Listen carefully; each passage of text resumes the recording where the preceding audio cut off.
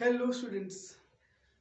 तो आज हम चैप्टर 16 का सपोर्ट मूवमेंट में टॉपिक स्टार्ट करते हैं स्केलेटल सिस्टम्स। ये सबसे पहले बेटा इसको समझना है व्हाट इज स्केलेटल सिस्टम। किसी भी जानदार में जो स्केलेटल सिस्टम होता है या स्केलेटन कह लो, that provide support, shape and protection. Skeletal system या skeleton कह लें, इसकी 3 मेजर टाइप्स हैं। एक है हाइड्रोस्टेटिक स्केलेटन, देन एक्सोस्केलेटन और थर्ड हम बात करेंगे दैट इज एंडोस्केलेटन, जो कि हमारे अंदर है, जो वर्टिब्रेट्स के अंदर होगा और है जी। अब बात करेंगे what is hydrostatic skeleton. The hydrostatic skeleton, जैसे कि नाम से क्लियर है, having fluid filled skeleton. Hydrostatic skeleton is gastrovascular cavity having fluid. इसकी एग्जांपल मैं दूंगा। अगर आप ऐसे बैलून को हवा भर के आप उसको मूव कराएं तो इतनी दूर मूव नहीं करेगा। अगर आप उसी बैलून के अंदर पानी भर के, टैप वाटर, ठीक है, नलके के नीचे लगा के पानी भर के आप उसको मूव कराएंगे तो एक स्मूथ सरफेस पे काफी दूर तक जाएगा, उसको सपोर्ट मिल गई। बिल्कुल ऐसे ही हाइड्रोस्टेटिक स्केलेटन के अंदर ये जो फ्लूइड है ये उस ऑर्गेनिज्म की मसल्स के अगेंस्ट उसको पावर देता है। हम देखेंगे एग्जांपल के साथ। इसमें है earthworm and sea animal and jellyfish. यानी ये सॉफ्ट बॉडी, वो सॉफ्ट, इनमें हार्ड स्केलेटन नहीं होता, ना एक्सटर्नल ना इंटरनल। अर्थवर्म की जो बॉडी है वो आपको पता है सेगमेंटेड होती है, उसमें सर्कुलर और लैंग्यूलर मसल्स होते हैं। वो जो मसल जब कॉन्ट्रैक्ट करते हैं तो वो प्रेशर डालते हैं फ्लूइड पर, जिससे उसको पावर मिलती है, इसलिए वो बेंडिंग भी करता है और वो मूव करता है। स्टेट बेंड करते हैं, देन एक्सटेंड करता है। तो मतलब क्या हुआ, फ्लूइड फिल्ड कैविटी क्या प्रोवाइड करती है, उस ऑर्गेनिज्म को सपोर्ट प्रोवाइड करती है। और जैसे कि हमने बात की थी प्लांट के केस में, against gravity the animals need support, therefore the animals must have a skeleton। अर्थों की बात हो गई। सी एनिमल, जेलीफिश, ये जो एनिमल्स हैं ये भी वाटर इनटेक करते हैं। वो वाटर जो है वो प्रेशर एक्सर्ट करता है उनके मसल्स पर, दस दे गेट अपराइट, उनमें टाइटनिंग आ जाती है, स्ट्रेंथ आ जाती है। That is the purpose of hydrostatic skeleton जी। सेकंड भी आएगा, सेकंड टाइप जो है that is exoskeleton. Exo mean outside, its mean exoskeleton, the skeleton that is present outside the animal and the muscles inside। और याद रखिएगा जो animal जिनमें एक्सोस्केलेटन बाहर की तरफ होता है उनमें ग्रोथ बहुत ज्यादा नहीं होती, बिकॉज वो जो एक्सोस्केलेटन है, जो हार्डन पार्ट है, वो उसकी ग्रोथ में हिंड्रेंस क्रिएट करता है, वो उसको हैंडीकैप बना देता है, ताकि उसकी ग्रोथ होती है बट वेरी वेरी स्लो। अब एक्सोस्केलेटन जो है, इसकी एग्जांपल पहले मैं आपको समझा देता हूँ। एक्सोस्केलेटन में आपने कॉकरोच देखा होगा, आर्थ्रोपोडा, इंसेक्टा, मोलस्का, इन सब के आउटर शेल्स होते हैं, और जो आर्थ्रोपोडा में एक्सोस्केलेटन होता है मेड अप ऑफ काइटिन। अब एक्सोस्केलेटन के दो पार्ट होते हैं, एक एपिक्यूटिकल और एक प्रोक्यूटिकल। ये देखिएगा, ये मैंने शेल शो किया है। आउटर पार्ट का एपिक्यूटिकल एंड द इनर पार्ट का प्रोक्यूटिकल। ये एपिक्यूटिकल और प्रोक्यूटिकल दोनों को बोलते हैं एक्सोस्केलेटन। अब हम इसकी कंपोजिशन में बात करेंगे। जो एपिक्यूटिकल है, this is impermeable, not allowed to water to enter into, and इसके अलावा ये हार्ड होता है, इनर्ट होता है, वैक्सी लिपोप्रोटीन होती है इसके अंदर। और जो प्रोक्यूटिकल है, जो अंदर वाला पार्ट है, वो लेदरी होता है, प्रोटीनेशियस होता है, और इसके अंदर एक पास होता है secularisation. What the word is secularisation, mean hardening process. इसके अंदर बेटा हार्डनिंग का प्रोसेस होता है। उसमें स्पेशली क्या ऐड होता है? Calcium carbonate. अच्छा, आप एग्जांपल बताऊंगा।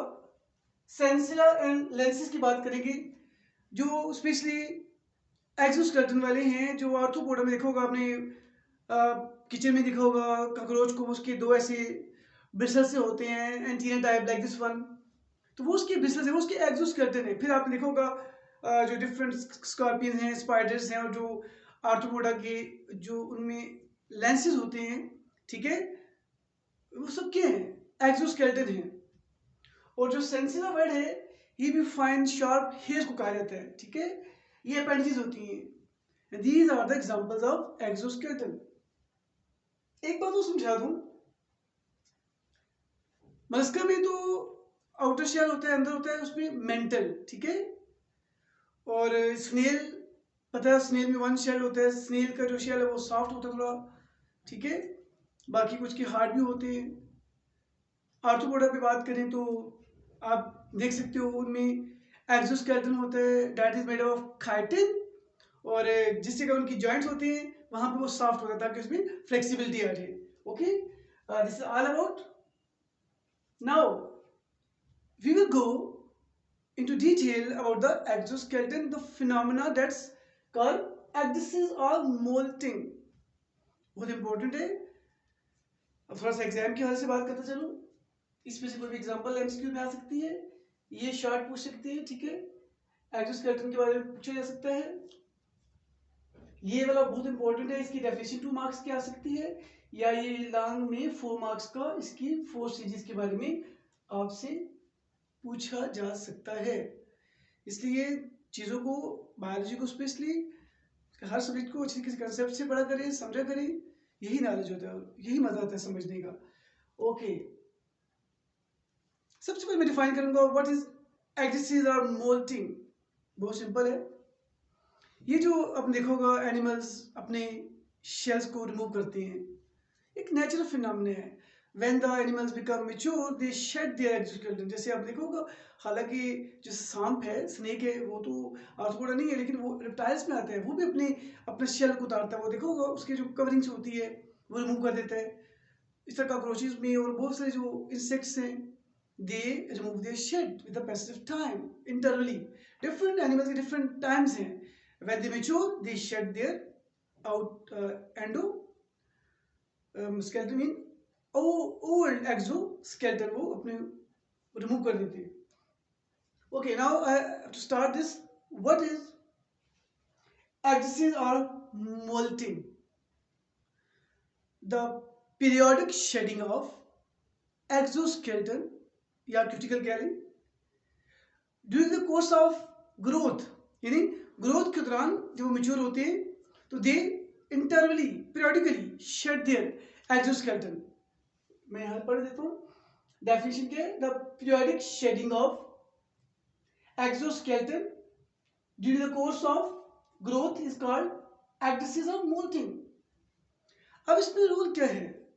जब ये एनिमल ने अपनी शेडिंग करनी होती है तो इसके अंदर चेंजेस आती हैं, हार्मोनल चेंजेस आती हैं, नर्वस चेंजेस आती हैं।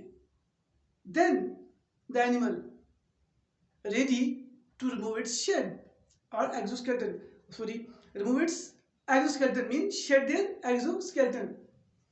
अब बेटा समझा देता हूं आपको, 4 स्टेजेस है। अच्छा, इसमें मैंने बताया इसमें हार्मोन वाले, the hormone ecdysone and nervous system also involve. Okay, now the 4 stages, ये 4-5 जो स्टेजेस बेटा मैंने मेंशन यहाँ पे की, यहाँ समझा दूंगा साथ साथ। ओके, अब क्या होता है? सबसे पहले एनिमल की जो थोरेसिक रीजन है वहाँ पे वो ग्लैंड्स हैं। उसकी जो डर्मिस नीचे हाइपोडर्मिस है, हाइपोडर्मल ग्लैंड्स जो है वहां से सिक्रीशन निकलती है, specific enzyme, powerful enzyme release होगी। ओके, तो क्या है, release of enzyme from hypodermal, dermis के नीचे hypodermis gland that will digest exoskeleton. अब देखिएगा इनकी बॉडी के अंदर से यहाँ से हार्मोन रिलीज होंगे और वो हार्मोन यहाँ आएंगे इस जगह पे, ठीक है। जब वो, सॉरी हार्मोन कह रहा हूँ, एंजाइम, जब ये पावरफुल एंजाइम रिलीज होंगे तो these enzyme will digest the exoskeleton in old exoskeleton from the hypodermis. तो हाइपोडर्मस और एक्सोस्केलेटन की सेपरेशन स्टार्ट हो जाएगी। यहाँ देखिएगा ऐसा ऐसा, ये देखिएगा यहां से क्या हो जाएगी, देयर इज अ सेपरेशन, यानी ये देखिएगा ये इसमें गैप आ जाएगा, ठीक है, इसमें गैप आ जाएगा, ये देखिएगा दिस वन। अब फर्दर क्या होगा, वो जो एंजाइम है वो मजीद जो है वो ऐड होगा और वो यहाँ से इस जगह, इन जगह पे फैलना शुरू कर देगा एंजाइम, ठीक है, यहाँ पे सारा फैलना शुरू कर देगा। जब एंजाइम फर्दर फैलेगा एंड एक्सोस्केलेटन में सेकंड पॉइंट पे आएगा, आफ्टर दिस डाइजेशन, यानी जब सेपरेशन होगी, after this digestion is separation, new procuticle starts to synthesize. जाहिर है अंदर से जो उसके ऑर्गन्स है वहां से डिफरेंट सिक्रीशन बनेगी, वो साथ साथ ऐड होगी, जहां से वो सेपरेशन हुई वहां पर एक नई लेयर बनना शुरू हो जाएगी और वो बनेगी प्रोक्यूटिकल। क्या बनेगी, ये देखिएगा, अब यहाँ से शुरू करता हूँ मैं, ब्लैक शुरू कर, तो यहाँ पे ये देखिए प्रोक्यूटिकल बनना शुरू होगी, ठीक है। प्रोक्यूटिकल के साथ मैं इसको शो करता हूँ, देखिएगा अब जैसे प्रोक्यूटिकल बनना शुरू होगी साथ साथ फर्दर अंदर से सिस्टम एक्टिवेट हो गए, फर्दर चीजें ऐड होंगी तो एपिक्यूटिकल बनेगी। लेकिन अब वो तो चलिए साथ साथ ये देखिएगा ये प्रोक्यूटिकल के साथ एपिक्यूटिकल बनना शुरू होगी, बट वो जो एंजाइम का रोल है वो कहाँ गया, एंजाइम पेनिट्रेट कर गया उस पूरे एक्सोस्केलेटन में, उसको पोरस बना रहा है। तो मतलब वो जब डाइजेस्ट करेगा, डाइजेस्ट करने के बाद क्या करेगा, वो जो उसका शेल है क्योंकि वो ओल्ड हो चुके हैं, उसका टाइम हो गया ब्रेक होने का, तो एंजाइम उसको खोखला कर देगा। देयरफॉर नेक्स्ट पॉइंट होगा एक्सोस्केलेटन बिकम पोरस। वो जो ओल्ड एक्सोस्केलेटन है दैट बिकम हाईली पोरस, वो बिल्कुल खोखला हो जाएगा, पोरस हो जाएगा। और इस दौरान मेरी अंडरस्टैंडिंग है और ये जो मैं समझता हूँ कि ऐसा होता है और ये रियलिटी है, जब ये खोखला हो जाता है, पोरस हो जाता है ना, तो हल्की सी को थर्स्ट मिलती है, पुश करता है अपनी बॉडी को। स्नेक की बात कर ली, वो अपने आप को किसी जगह ऐसे थर्स्ट देते हैं, एक थोड़ा सा पावर देते हैं ताकि उस पर फोर्स लगे उसके एक्सोस्केलेटन पर। जैसे हल्की सी फोर्स लगती है, क्योंकि वो खोखला होता था एकदम से वो टूट जाता है, लेकिन जैसे वो टूटता है एक्सोस्केलेटन, ओल्ड एक्सोस्केलेटन, तो अंदर से उस वक्त तक जो है प्रोक्यूटिकल के बाद उस वक्त तक एपिक्यूटिकल भी जो है वो बन गया होता है। और फाइनली क्या है, प्रोक्यूटिकल बन गई, एपिक्यूटिकल बन गई, अब क्या होगा, फर्दर कैल्शियम कार्बोनेट ऐड होगा, हार्डिंग प्रोसेस होगी, ठीक है, ये सारा प्रोसेस होगा। अब क्या होगा, after little thrust breaks the old exoskeleton, new procuticle epicuticle is form. अभी भी इसको मैं कहूँगा कच्चा उसका शेल बना, अभी वो फर्म नहीं हुआ, अभी सही वो मैच्योर नहीं हुआ। ड्यूरिंग दिस पीरियड, जब तक वो मैच्योर नहीं होता, दिस इज बिलीव्ड कि ये जो एनिमल्स हैं दे हाइड themselves, अपने आप को छुपा लेते हैं, अपने मूवमेंट को रिस्ट्रिक्ट कर देते हैं, because they know very well कि they have danger from the enemy. ज़रा उस वक्त उनका कलर, उनकी चेंजेस और होंगी, तो दुश्मन जो भी बाकी एनिमल्स है खाने वाले उनको खा सकते हैं। देयरफॉर इस इमेच्योर स्टेज पे they are highly vulnerable. Vulnerable का मतलब होता है that can easily be attacked, जिस पे इजिली अटैक हो सके, उस पर असरदार कोई चीज़ हो सके, तो हाईली वल्नरेबल होते हैं। ओके, और जब इस दौरान अपने कुछ छुपा लेता है, हाइड कर लेता है, और जब कैल्शियम कार्बोनेट की डेपोजिशन हो जाती है, when mature then start moving, फिर अपनी आज़ादी से वो पहले की तरह मूव करता है, because gain one mature true exoskeleton. I hope आपको इस बात का आइडिया हो गया, ये सारा फिनोमेना भी समझा दिया, ये भी समझा दिया। This is all about exoskeleton. अब हम बात करेंगे एंडोस्केलेटन के हवाले से।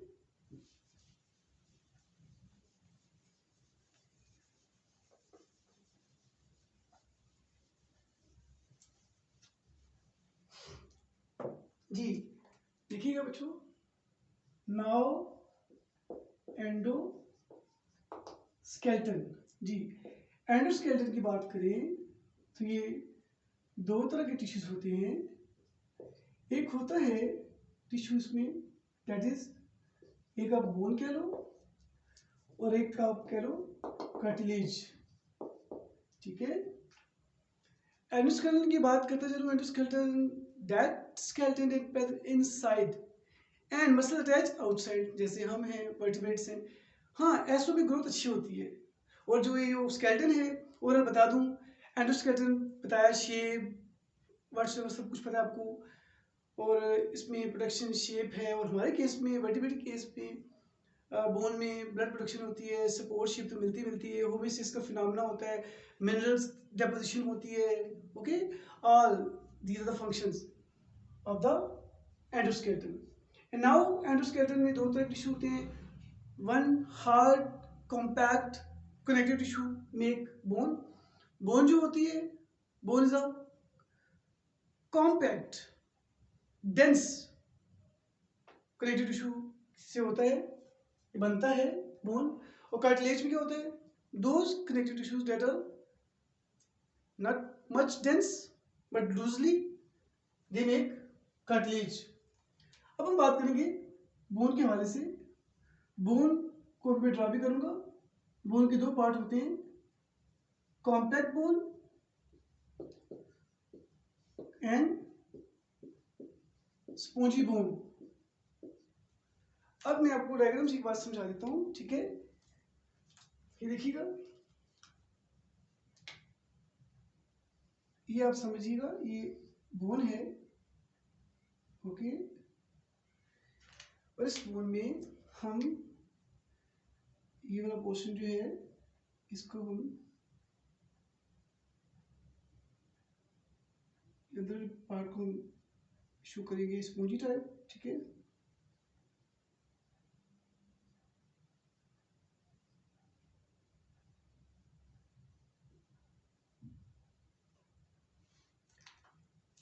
इसको मैं देखिएगा, लाइट चेंज कर देता हूँ जी। अब देखिए, ये बोन है और ये बोन का एक पार्ट है, ये है कॉम्पैक्ट बोन, और ये जो बोन है that's called spongy bone, okay. अब इन दोनों का डिफरेंस मैं आपको बताऊंगा यहाँ पे, compact bone and spongy bone. और यहाँ देखिएगा, इनमें ना, यहाँ पे मैं बना रहा हूँ कुछ इस तरह कैविटीज से शो कर रहा हूँ, ठीक है, ब्लैक से। और यहाँ पे बेटा एक और बात है, ये देखिए, यहाँ से ब्लड कैविटीज जो है वो मूव करती है, ठीक है। ये जो कैविटीज बनाई है मैंने, ये है बोन मैरो, ठीक है, दीज आर बोन मैरो। और ये ब्लड कैपिलरीज है, okay, these are blood capillaries. और ये बेटा पार्ट क्या है, शाबाश, अभी बताइए, कॉम्पैक्ट बोन। और ये क्या है, that is called spongy bone. ये अंदर वाली क्या है, that is called spongy bone. जी बेटा, इसको कंपेयर करना है, सिंपल है। कॉम्पैक्ट बोन की बात करेंगे। Compact bone shiny bone, outer bone होती है, हार्डन होती है, कैल्शियम फॉस्फेट की और कैल्शियम कार्बोनेट की बनी होती है। कॉम्पैक्ट बोन में no penetration of blood vessels, ठीक है, no blood capillaries, no bone marrow. जबकि स्पॉन्जी बोन इनर बोन होती है, स्पॉन्जी बोन सॉफ्ट होती है, स्पॉन्जी बोन पोरस होती है, स्पॉन्जी बोन में बोन मैरो होता है, उसमें ब्लड प्रोडक्शन होती है एंड ब्लड कैपिलरीज होती है, ओके। अब ये भी आपको सारा आइडिया हो गया कॉम्पैक्ट बोन, स्पॉन्जी बोन के हवाले से। अब बोन की फर्दर बात करेंगे, उससे पहले हम कार्टिलेज पे आते हैं जी। कार्टिलेज जो होती है सॉफ्ट पार्ट होता है, जिसमें इलास्टिसिटी होती है। कार्टिलेज के जो लिविंग सेल्स उनको बोलते हैं कॉन्ड्रोसाइट्स। ये एमसीक्यू में आ सकता है, कॉन्ड्रोसाइट्स, ठीक है। The living cells of the cartilage called chondrocytes. अब एक और फर्क बता दूं, बोन की जल्दी हीलिंग होती है क्योंकि बोन के स्पॉन्जी पार्ट में ब्लड कैपिलरीज होती हैं, हर न्यूट्रिशन इन टाइम पहुंच जाता है उसके अंदर, जबकि कार्टिलेज जो है उसके अंदर चूंकि ब्लड कैपिलरीज नहीं होती, इसकी जो है हीलिंग स्लो होती है। ओके, ये भी आपको आइडिया हो गया। इसकी हीलिंग सेल्स को बोलते हैं कॉन्ड्रोसाइट्स। इसकी कार्टिलेज की ना 2 टाइप्स हैं। कार्टिलेज की 2 टाइप्स हैं, एक है हाइलिन कार्टिलेज और दूसरी है फिब्रो कार्टिलेज। ठीक है, फिब्रो कार्टिलेज ये इंपॉर्टेंट है, शार्ट में आ सकता है जी।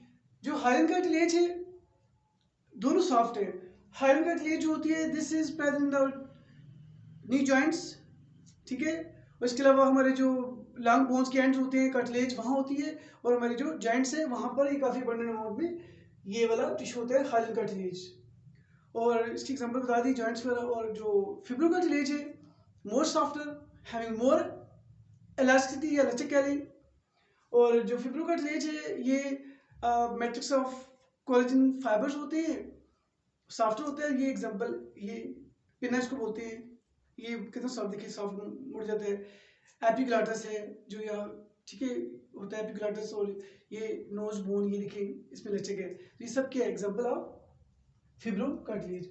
ये भी बेटा आइडिया हो गया। अब लास्ट पॉइंट है, मैं बोन की आपको समझा दूं। बोन के सेल्स पे बात कर लेते हैं बस, इसके बाद इसको हम जो फर्दर होगा वो कल बात नेक्स्ट सेशन में भी बात कर लेंगे। ओके, बोन बेटा जो होती है, बोन में 3 तरह के सेल्स होते हैं। ओस्टियोब्लास्ट सेल होते हैं, ओस्टियोब्लास्ट ये शॉर्ट में आ सकते हैं, ओस्टियोक्लास्ट। ठीक है, and third type is called osteocytes. अब बेटा इनकी ऑर्डिनरी नेम बता दूं। ये एक बोन में 3 तरह के मेजर सेल्स होते हैं। इसके अलावा वैसे और बहुत सी टाइप्स हैं डिफरेंट, बट मेजर जो बोन बनाते हैं वो 3 तरह के। ओस्टियोब्लास्ट का एक और नाम है ओस्टियो, इनको बोलते हैं, ठीक है, इनको बोलते हैं ओस्टियोब्लास्ट को बोलते हैं बोन मैच्योरिंग सेल। ठीक है, bone maturing cell, bone maturing cell. और जो ओस्टियोक्लास्ट है इनको बोलते हैं बोन डिसॉल्विंग सेल। ठीक है, इन्हें बोलते हैं बोन डिसॉल्विंग सेल्स। और ये जो बोन डिसॉल्विंग सेल्स हैं इनको बोन डिस्ट्रॉइंग सेल भी बोलते हैं। और ये बोन डिसॉल्विंग सेल्स हैं, these are multinucleate and highly energize, highly active.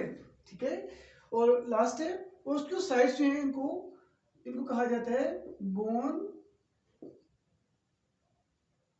ठीक है, अच्छा यहाँ पे मैंने गलती कर दी है, देखिएगा ये बोन, ये जो है ना, ये वाला ओस्टियोब्लास्ट है बोन फॉर्मिंग सेल है। ये है बोन फॉर्मिंग सेल्स हो गए, ये बोन डिसॉल्विंग सेल्स हो गए। हाँ, ओस्टियोसाइट्स ये बोन मैच्योरिंग सेल है, इन्हें कहते हैं बोन मैच्योरिंग सेल्स। ठीक हो गया बेटा। ओके जी, यहाँ तक आज काफ़ी है। मैं बोन की बात दोबारा कर देता हूँ। बोन बेटा कॉम्पैक्ट कनेक्टिव टिश्यू का मैट्रिक्स होता है। बोन के अंदर में 3 तरह के सेल होते हैं। ओस्टियोब्लास्ट को बोन फॉर्मिंग सेल्स बोलते हैं, जो मेजर बोन बनाते हैं। ओस्टियोक्लास्ट जो है बोन को डिसॉल्व करते हैं। हाईली ये मल्टीप्लिकेट होते हैं और हाईली एक्टिव होते हैं। ओस्टियोसाइट्स जो है बोन मैच्योरिंग सेल्स होते हैं। Okay, God bless all of you, take care, अपना ख्याल रखिएगा। सी यू, खुदा हाफिज़।